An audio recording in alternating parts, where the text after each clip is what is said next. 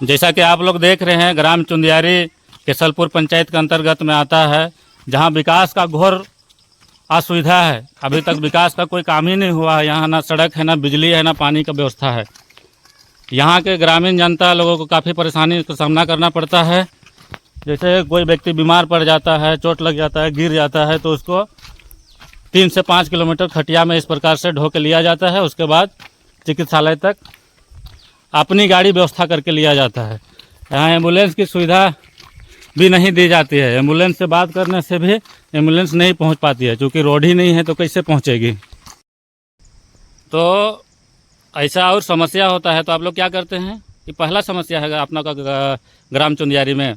पहले इस प्रकार से कोई समस्या नहीं आया था सामने? बहुत समस्या आया था। इसने बोही लेगत रही गाड़ी खोज के बोले के लेगत रही आपने से।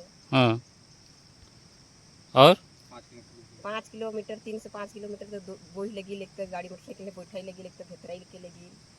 अच्छा, आज तक खाटी में बोही लगी।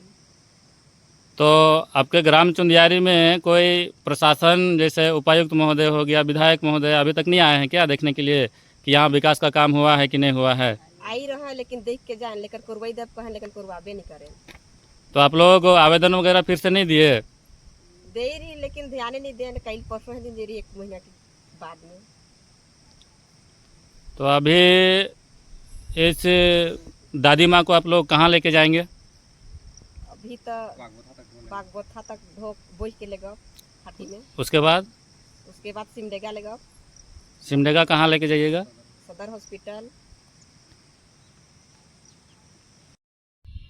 फिर से खटिया में ढोकर अस्पताल ले जाने के संदर्भ में आप क्या कहना चाहते हैं? नमस्ते। सबसे पहले खटिया का प्रकरण सिमडेगा ज़िला में होते ही आ रहा है और इस संदर्भ में हमने चुंदियारी गांव का मामला को उजागर किया था और उस संदर्भ में उस समय के तत्कालीन उपायुक्त महोदय से भी हम लोग मुलाकात कर लिए थे। उनसे भी आश्वासन मिला था।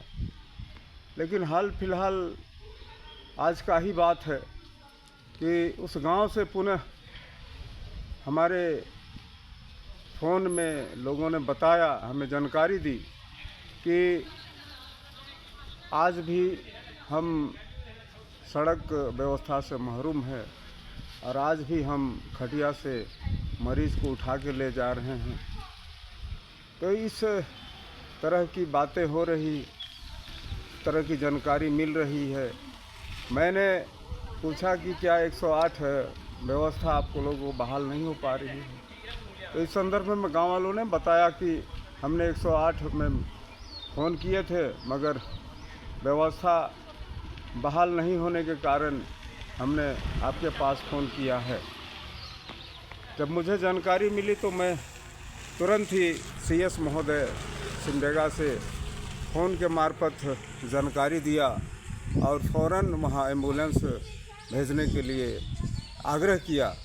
CS महोदय तत्क्षण ही इस बात को अमल किए और एम्बुलेंस भिजवाने का काम किए। मगर जो एम्बुलेंस भिजवाए गए थे वे पहुंच रास्ते में ही उनका टायर पंचर हो गया और जो सुविधा तत्काल सुविधा बहाल होनी चाहिए थी वो बहाल नहीं हो पाया।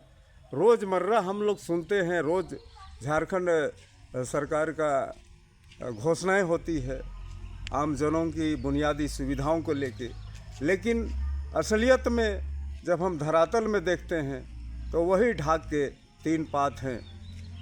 ना सुविधाएं हैं और ना ही आम जनों को कोई बुनियादी सुविधा ही प्रदान हो रही है।